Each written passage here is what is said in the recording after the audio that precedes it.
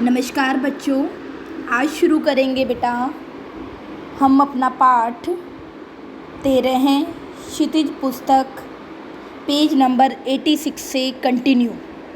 कल हमने इसका 85 नंबर पेज जो है वो रीड कर लिया था। उसमें हमने जाना कि लेखक को जो है ईश्वर से शिकायत है कि फादर बुल्के की जो है इतनी कष्टदायी मृत्यु क्यों हुई। वो ये प्रश्न जो है ईश्वर से पूछना चाहता है। फिर उसके बाद बेटा हमने फादर बुल्के के व्यक्तित्व के बारे में पढ़ा, फादर बुल्के के वर्णन किया हुआ था। फिर लेखक के द्वारा जो है उनका उनके साथ बिताए हुए समय को याद करना जो है हमने पढ़ा। और लास्ट में हमने पढ़ा था बेटा कि कैसे फादर बुल्के जो हैं इंजीनियरिंग की पढ़ाई छोड़कर सन्यासी बनकर भारत में आ गए थे। और जब भी उनसे कोई पूछता था कि क्या आपको अपने देश की याद आती है, तो वो कहते थे कि उनका देश तो अब भारत है।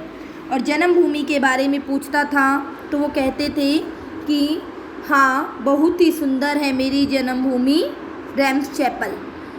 घर में जब उसके बारे में पूछा जाता था कि घर में किसी की याद आती है, तो वो कहते थे कि हाँ, मुझे मेरी माँ की याद आती है, बहुत याद आती है। यहाँ बेटा माँ के प्रति जो हर मनुष्य का जो रिश्ता होता है बेटा, वो बहुत गहरा होता है।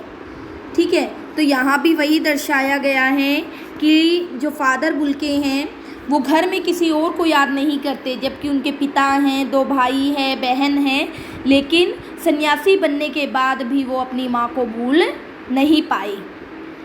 आगे बेटा फिर अक्सर माँ की स्मृति में हमने यहाँ से शुरू करना है। फिर अक्सर माँ की स्मृति में डूब जाते देखा है।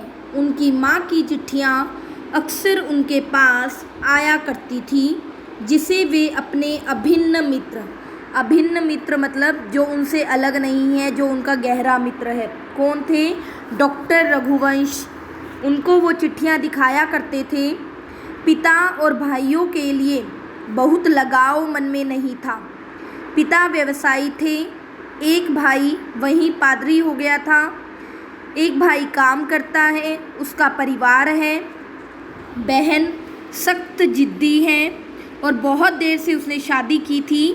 फादर को एक आध बार मतलब 1 या 2 बार उसकी शादी की चिंता व्यक्त करते हुए उन दिनों देखा था। भारत में बस जाने के बाद 2 या 3 बार अपने परिवार से मिलने भारत से बेल्जियम गए थे। ये जो स्टैंजा है बेटा, इसमें उनके पारिवारिक पृष्ठभूमि का वर्णन है कि कैसे वो जो है उनके सन्यासी बनने में सहायक रही।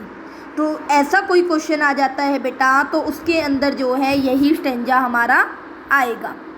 लेकिन मैं तो सन्यासी हूँ कि जब कोई भी उनसे इस तरह की बात पूछता था कि माँ की याद आती है, परिवार की याद आती है, तो वो क्या कहते थे? मैं तो सन्यासी हूँ। आप सब छोड़कर क्यों चले आए? जब उनसे ये पूछा जाता था कि आप सब कुछ छोड़कर क्यों चले आए, तो वो क्या कहते थे इस बात के आंसर में? प्रभु की इच्छा थी। और बालकों की सी सरल सी मुस्कुराहट के साथ कहते, माँ ने बचपन में ही घोषित कर दिया था कि लड़का हाथ से गया। बेटा यहाँ पर उन्होंने जब भी पूछता था कि वो सब कुछ छोड़कर फादर बुल्के भारत क्यों आए, तो वो 2 बातें बताते। एक तो प्रभु की इच्छा और दूसरी क्या कहते कि मेरी माँ ने बचपन में ही बता दिया था कि लड़का हाथ से गया। मीन्स बड़े होने के बाद ये क्या बनेगा? सन्यासी बनेगा, या परिवार के बीच नहीं रहेगा। और सचमुच इंजीनियरिंग के अंतिम वर्ष की पढ़ाई छोड़ फादर बुल्के सन्यासी होने जब धर्म गुरु के पास गए और कहा कि मैं सन्यास लेना चाहता हूँ, तथा एक शर्त रखी। जो सन्यास लेता है बेटा, सन्यास लेने वाला अपने धर्म गुरु के पास एक शर्त रख सकता है, अपनी अंतिम इच्छा बता सकता है। तो फादर बुल्के ने अपनी अंतिम इच्छा क्या बताई कि वो जो है क्या बनना सन्यासी बनने के बाद भारत में रहना चाहते हैं। ठीक है, तो कि मैं भारत जाऊंगा। भारत जाने की बात क्यों उठी? जब कोई उनसे पूछता भारत जाने की बात क्यों उठी, आपने भारत को ही अपनी कर्म भूमि क्यों बनाया, तो वो कहते नहीं जानता, बस मन में यह था।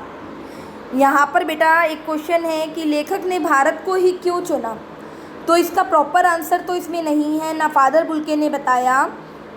तो ऐसे प्रश्न का उत्तर बनेगा बेटा कि शायद हमारे विचार से शायद उन्होंने भारत की भौगोलिक और सांस्कृतिक जो हैं आप कह सकते हो सांस्कृतिक रीति रिवाजों से प्रभावित होकर जो है उन्होंने भारत आने का निर्णय लिया होगा।